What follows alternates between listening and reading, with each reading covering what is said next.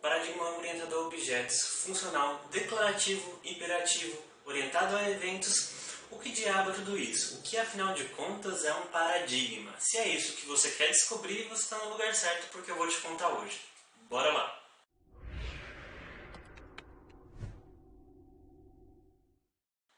Olá, meu nome é Kaique, programador e estudante de engenharia e tentando regular meu sono. Hoje a gente vai falar sobre paradigma, o que é essa pequena palavrinha que você vê por tudo quanto é canto e vai fazer um overview sobre alguns paradigmas famosinhos por aí. Então bora lá! Para as pessoas que me conhecem, sabem que eu gosto de definir as palavrinhas e os termos que a gente usa no dia a dia. Isso facilita a entender conceitos e fundamentos. Então vamos começar com paradigma. O que afinal significa esta palavrinha? A palavra paradigma, segundo o Google, significa exemplo que serve como padrão, ou seja, um padrão. Existem outras definições, mas essa serve para o nosso caso. A ideia do paradigma é criar modelos e padrões para que possam ser seguidos para outras coisas. No mundo da programação, nós temos paradigmas de programação que servem como exemplos para que esses padrões sejam adotados em linguagens. Um paradigma ele não está vinculado a uma linguagem. Um paradigma é um conceito, é uma ideia, é um modelo, e cada linguagem adota da forma que acha mais pertinente. Inclusive, é muito comum que linguagens usem mais de um paradigma junto para poder resolver seus problemas. E como tudo na TI, não existe o melhor paradigma de todos. Existem situações onde cada paradigma vai se aplicar melhor ou pior de acordo com as suas necessidades. Então, escolher o paradigma de uma linguagem depende muito do cenário que essa linguagem tenta resolver, e não se ela é o melhor paradigma ou não. O que vale também para as linguagens. Então, vamos começar com o primeiro paradigma. Paradigma imperativo ou procedural. O paradigma procedural ele exige que as coisas sejam colocadas passo a passo, ou seja, a ordem que você escreve o seu código faz diferença. Daí o procedural, de passo a passo. Esse tipo de programação era muito comum no passado com linguagens como COBOL, Fortran e etc. O lado bom desse tipo de linguagem é que ela é muito eficiente na hora de se rodar. Ela é muito eficiente para o processador, já que ela está tudo passo a passo como deve ser executado. Qual que é o problema dessa linguagem que a gente não usa tanto hoje em dia? O problema dela, o primeiro deles, do ponto de vista dos programadores, é a legibilidade. A pessoa que entra num programa procedural e precisa resolver um bug, ela precisa entender uma porrada de coisas, uma porrada de conceitos daquele programa para poder chegar até o bug. E às vezes o bug está lá na linha 99 e o cara tem que ler todas as 90 linhas anteriores para poder entender o que está acontecendo. O paradigma procedural ele cria um problema, um gargalo muito grande na hora de você fazer essas manutenções, e a legibilidade é terrível, para dizer o mínimo. Se você quiser fazer um teste, pega aí o seu computador, na linguagem que você gosta, e tenta escrever coisas que você programa em vários módulos, tudo em um arquivo só. Pode ser uma coisa super simples, e você vai ver o quão difícil é debugar um programa dessa forma. Claro, eles são muito eficientes, e quando a gente estava falando de escassez de memória, com processadores e microcontroladores com memórias muito pequenas, esse paradigma funcionava muito bem. Mas para aplicações mais complexas e robustas e mais modernas, esse tipo de paradigma já não é tão aplicado. E como o paradigma procedural ele foca em como as coisas devem acontecer, o paradigma declarativo foca no que deve ser feito e não no como. É como você pedir, pega um copo d'água para mim, para alguém. Você não está preocupado em quais passos ela vai dar, se ela vai usar a perna direita ou a esquerda primeiro, até chegar lá. O problema que você quer que seja resolvido é que um copo d'água seja trago até você. E as linguagens declarativas, elas seguem esse mesmo princípio. A vantagem delas é que elas são muito mais fáceis de trabalhar do ponto de vista do programador, mas elas exigem um grau maior de abstração, que consequentemente impacta no seu desempenho.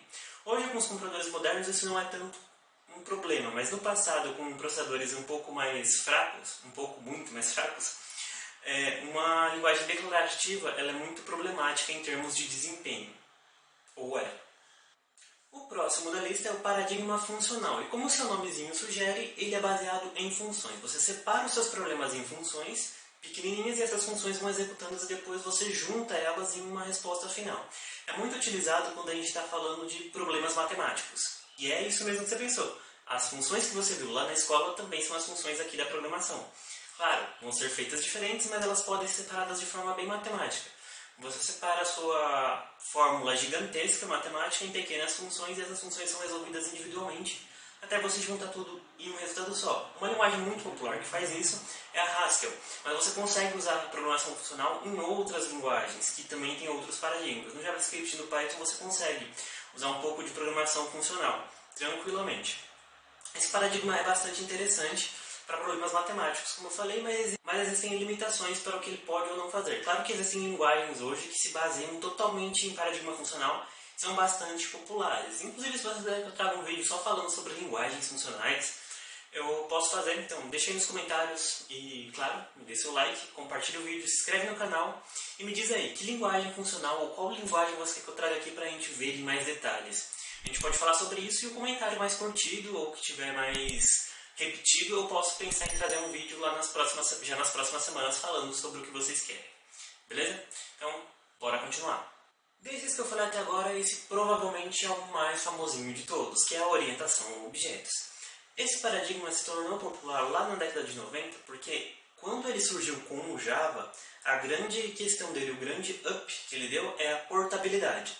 As linguagens na época você precisava compilar, recompilar ou escrever uma linguagem para cada máquina. Isso na década de 90 a gente não está falando de coisas dentro do servidor, a gente está falando de coisas alocadas nas máquinas mesmo. E aí você precisava de uma linguagem, ou você reescrevia o código, ou você simplesmente fazia todo mundo usar a mesma máquina que precisasse usar aquele sistema. O Java mudou isso com a JVM e a sua portabilidade, né? O pessoal brincava que era para você dar até em cafeteiro o Java tranquilamente. Mas a grande questão da orientação a objetos é que ela aumenta a capacidade de complexidade do software. O que eu quero dizer com isso? Você consegue pegar problemas muito mais complexos e sofisticados e quebra ele em orientação a objetos e você consegue trabalhar com esse problema mais complexo de forma muito tranquila. A orientação a objetos é baseada na ideia de que tudo pode ser representado por um objeto. Esses objetos têm comportamentos e estados. Os comportamentos é o que a gente chama de métodos. O que aquele objeto faz? Por exemplo, uma moto acelera. Se a moto é um objeto, ela vai ter uma função acelera que aumenta a velocidade dela. E a gente tem as propriedades dos objetos, que são basicamente variáveis que ficam dentro daquele objeto que pertencem só a ele. Como, por exemplo, uma conta. Uma conta ela pode ter uma propriedade chamada saldo, e esse saldo no mundo orientado a objetos se torna uma propriedade mesmo lá da classe. E detalhe, né? Classes e objetos não necessariamente são a mesma coisa. A gente usa essas palavras de forma intercambiável, como está explicando, mas na hora de programar mesmo são coisas diferentes e é bom você ter isso em mente. Eu não vou entrar em detalhes aqui, claro, mas se você quiser que eu traga um vídeo só falando sobre orientação a objetos ou alguma coisa hands-on, tipo programando mesmo, deixa aí nos comentários, me conta e eu posso pensar em trazer isso para vocês. Mas voltando aqui para a orientação a objetos. Essa linguagem é baseada em alguns princípios. O primeiro deles é um encapsulamento, o outro é o polimorfismo, a herança e a abstração. Eu não vou entrar em detalhes desses princípios, explicando o que é cada um. Eles são relativamente fáceis de entender, mas eu não vou entrar agora para o vídeo não ficar muito longo.